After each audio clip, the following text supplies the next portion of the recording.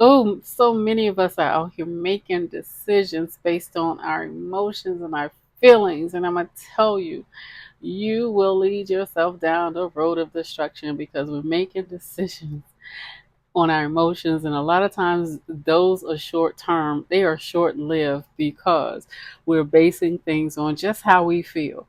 Now, it's kind of tricky to understand what that, you do have to have your feelings, but it has to be a heart feeling, not a, your gut is instincts. It's like you got to move now, not that, not her, not him, not them.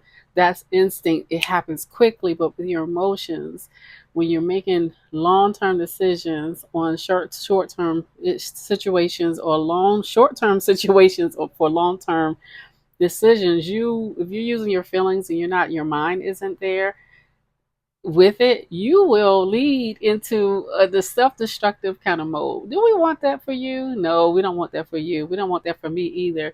So in order to do that, we have things that in place to help us through this, to help us make better decisions. Let's make better decisions. This is Deanna Inspires. Welcome to my channel. And I'm here to talk about some things that we need to address to make better decisions. So let's talk about it.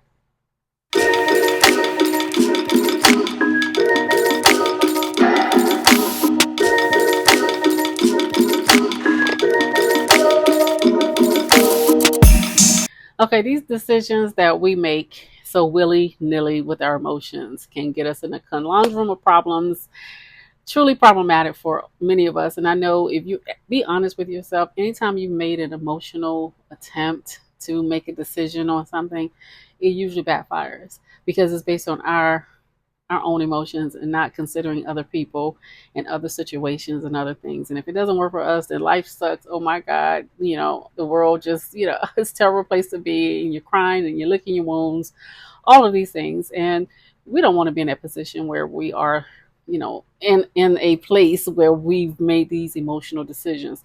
When you're making decisions, you want them to be more logical. Even if the outcome isn't so much beneficial to you in a way that you get all the things on your checklist checked off, but you want them to be beneficial in a way that everyone benefits from it and that the outcome is really favorable, but it is not so much emotional based. It really isn't. It really isn't. So you want to gather a lot of information. You want to do a lot of research on the things that you want to do before you make these rash decisions on your life, because they can be really, really, truly be life changing for you when you just move with emotions. There's no planning, no research, no nothing. You're not collecting anything but your feelings, and you will get your feelings hurt because you thought that based on moving with your feelings. People do this in relationship to other people, trying to build relationships based on their own personal feelings and never consider the feelings of others, the other person matters. So you can apply this to anything, to a business partnership, a business decision, investments, things of that nature, things with your children if you have them, things with your parents. All of this is just relative to all the way across the board. So please cut, copy, and paste all of this where it applies in your life, because these are basic things that you can cut, copy, and paste. I'm getting ready to do it again. Cut, copy, paste into where you are in life, because I promise you, these little gems. I'll be throwing out these little gems and diamonds and gold and rock and rubies and things like that. No rocks, but we're bringing out. I'm dropping these jewels. Pick them up, put them in your bag, use them when you need it, because guarantee you will need them. You will need them. You will need them. You want to, excuse me, I'm a real person. Got a little choked up. So we want to basically gather your information, collect, research, collect some more, take your time, slow down. Maybe there's a better situation out there. Plenty of options. I'm a girl who loves options. I'm a woman who loves options. I love options. So when able to have options, I'm able to assess different things, whether it's two different things, three different things, four different things, right? I'm able to assess better what is fitting for my life, what is going to serve me in this moment for my business, who's going to serve me better in the moment for my business. I can't just fill an empty space and not really vet out who I'm bringing into the space. Okay, so those are things that we have to look forward to being able to evaluate and get your information and your evaluation of your options. You have potential choices. You want to weigh your pros and cons out. All of these things matter, right? You want to consider the consequences. You want to always consider the consequences. By taking your time, you're able to assess everything and consider the consequences of going down this road, going down this road, or going down this road, selecting this person, selecting that person, right? Going with this organization or this organization. This is what you have to weigh out your consequences so that you can minimize your risk. Minimize your risk by taking your time doing these things because that is what is needed, right? So the other thing is like trust your instincts. You want to be able to trust your instincts. That's that gut feeling. We bring it in based on where we are in the process. Is this a good fit? I'm not feeling this one. I'm feeling this one really good. Not just credential wise, it's the person or the people or the organization you're bringing that's going to connect themselves with you, or you're going to align yourself with them. Is this a good fit? Is this going to be a destructive relationship? Is this going to be a destructive friendship? This is going to be a destructive business connection. Is this going to advance either one of us ahead? Is there a conflict? Because it could be a personality conflict with the people who are running that organization or running that business or whoever you're in front of. You have to make decisions based on those things because it makes sense to evaluate and follow your gut. That's when that feeling comes in, like, that's not, I don't know. It's one of those things, right? That's when that instinct comes in. We're not talking about that feeling of euphorium of oh my god, yeah, you're in a cloud on a rainbow, sliding down, getting some, you know, jumping jacks and hopscotch and all these things. You're doing all these things like a child. You're making decisions like a child.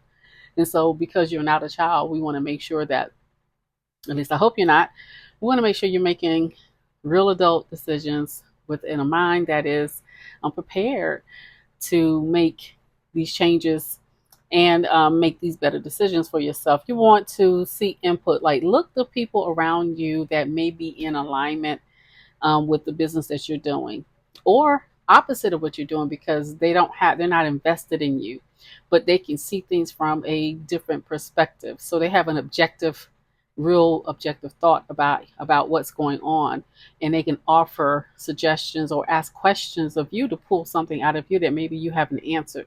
So you can ask these people around you. You even have friends and family who may be versed at different things. Maybe they were upper management in this area. I have people who in HR, so you go to them and say like, what is this? I have this problem going on in my organization. So how can I best handle this? Like I have people who are clients of mine that I can ask these questions like real quick. Am I wrong for expecting this? You ask the questions because it's necessary. You ask people who may be in management in some areas. I'm talking about that because if you're running a business, you may be the only manager, but you need to, because you're the manager, the CEO, the CFO, you everything. So you're asking people questions so you make sure that you're on the right track to where you want to be, right? If you're building a business, or if you're starting a career and a career goals or school goals, you ask people questions about the things, the outlook of life, on questions about what you want to do and what is the best road you think I need to take. What's the route? What do you think, based on your experience, is the best route to take? These are the things that you have to consider and bring people in on, and maybe they'll give you something that you're not looking at. I'm about to date this person. Who do you think? So you see how this kind of correlates to relationships. These are my friends. You sure those are your friends? This is this is when you bring people around, because I'm detecting something else. Ask these questions. Look at this. I need you to, know, make sure you are good with these people that you calling friends and that you're choosing to hang around, because these people, you are sum total of the people you are around. So you got to be careful of that. And you want to be able to take your time. Take your time. You want to be able to take your time, being able to assess who should be around you, who should be your business partner. Assess, is that the right move with your various options? Which one is? And you'll be able to take your time and go back to the top And, with the evaluation part of it, to gather that information, all the information you just gathered, you need to make sure that in that information that you've gathered, and excuse me, and you evaluated things properly and people properly by proper vetting, you're able to decide whether or not is this the thing I need to be doing? Are these people I need to be with? Is this lining up with my paperwork and all my output and what I'm looking for and my projections? Is this going to fit the budget? You need to ask these things. This person going to fit in my life? Are these friends really good for me? Let's see. Do I really want to go on a trip with these people? Are they really my friends, or are they just trying to get me on this trip just to have the extra person in the room? So no, the one person that's out then isn't by themselves, not because they want me there. Just kind of fill it out. Ask the questions, right? Ask these things and take your time. You can take your time. Sometimes it's a no. It is okay for it to be no. No is a complete sentence. Yay. Utilize it when you can. Utilize it when you need to, because it would save you a lot of time and effort and energy and tears and money, potential money, right? And so you want to be able to put yourself in a position where you are in control of you, even if it's not anyone else. You can't be in control of anyone else ever, but you can be in control of the decisions you make over your life and how it would impact your life or your business or your family or your situation. So you want to be able to visualize these things and take your time, but visualize the outcome. Visualize the outcome so that in your mind, you visualize this is what I do. I probably should put that at the top, because as I'm collecting data and information and evaluating, I'm visualizing the outcome of things. Because if you feel it, you think it, it comes to existence because you speak it. Feel It's a feeling, not an emotional feeling. It's a gut knowing, like this is it. This is it. I know most people remember when they were a kid wanting a bike and like, I'm gonna get that bike. And you talked about that bike forever. Okay, you talked about those Barbies forever. Whatever it was, their favorite, your Incredible Hulk. I'm dating myself. Whatever it is, GI Joe. Dating myself. All the stuff that you thought you wanted, if you thought about it enough, even if you didn't get it that season, you got it another season, right? It came, and it came at the right time. So because kids have a way to be able to manifest things and they don't even know that's what they're doing. They're just feeling it. They know it. They don't have any doubt whatsoever. So when you visualize the outcome, you are allowing yourself to visualize without doubt. It is a knowing. It is understanding. It is not forceful. It is not making anyone bend their arm, their leg, and break their leg to get to be a part of this. They're going to want to be a part of this because of how dynamic this opportunity is, how dynamic you are, how dynamic this is for us, for them, for that, to really grow something and be something, right? So you visualize it. I would visualize, fast, visualize, and it would be constant. It would be constant. When I was getting my house built, I didn't put a picture of my house because I didn't want anybody to know that's the house I was building. But as I was building the house, I had a picture of a house and I had it at my desk, and I just, it gave me a reason for why I'm here. Why am I here?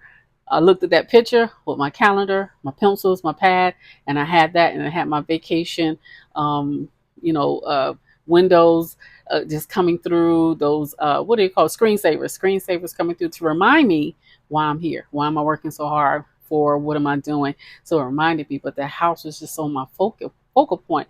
It was my visual aid. Some people are visual like that. Some people can put it in their mind and they can constantly recall it.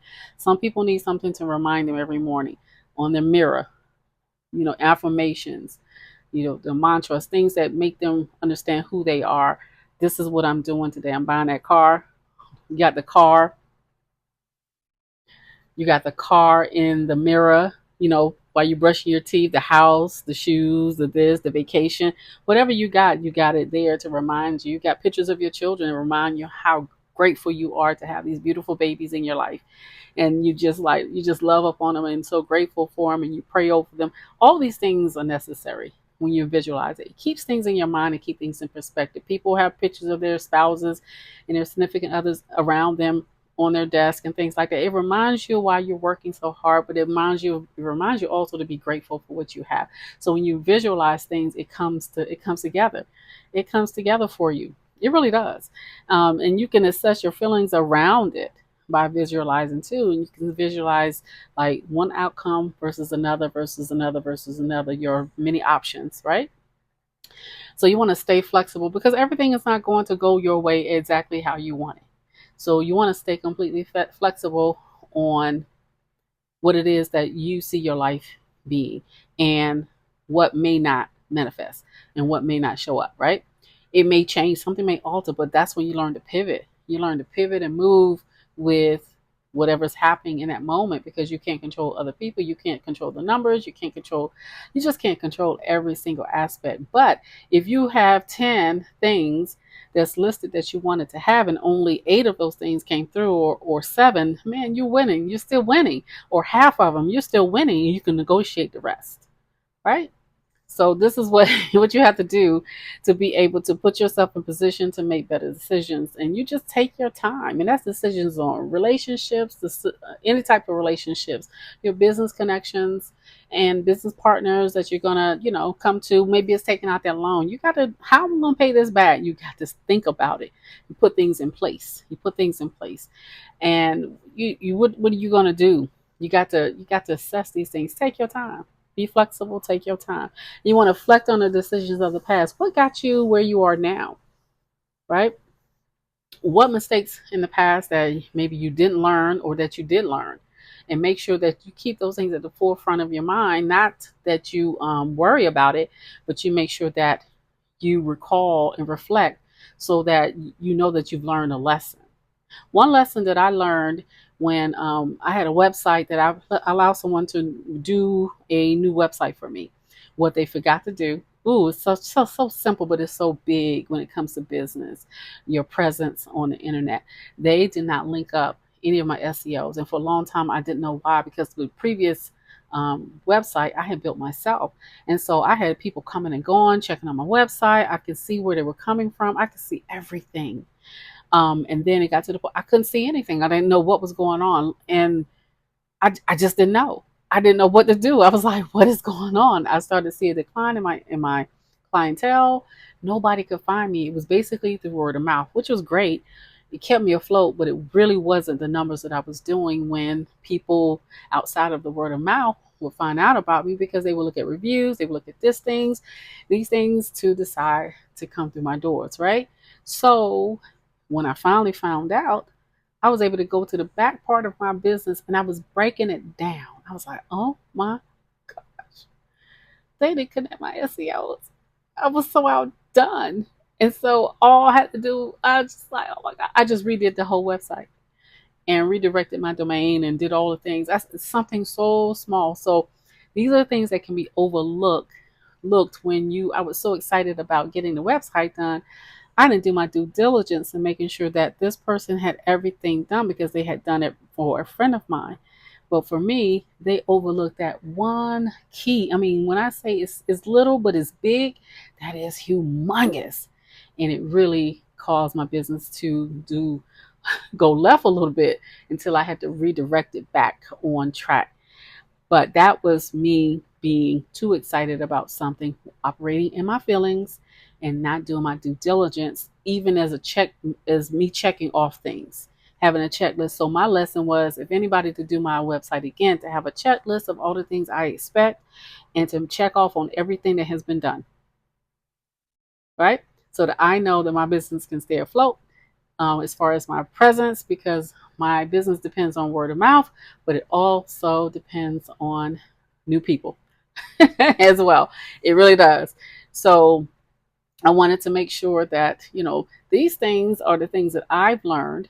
And then I'm now passing it on to you. This is just wisdom. Pick up these nuggets. I hope this is helping you. I hope this helps you along your way and on your journey to making better decisions. And I'm telling you, if you cut, copy, paste this to anything else in your life, you will see much better outcomes with the decisions that you're making.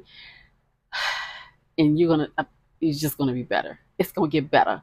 it's gonna get better and better and better, more better for you. Trust me. I've been through this. I know what I'm talking about. And most of the things I talk about, I've either had somebody I know go through this or I myself have personally have experienced it.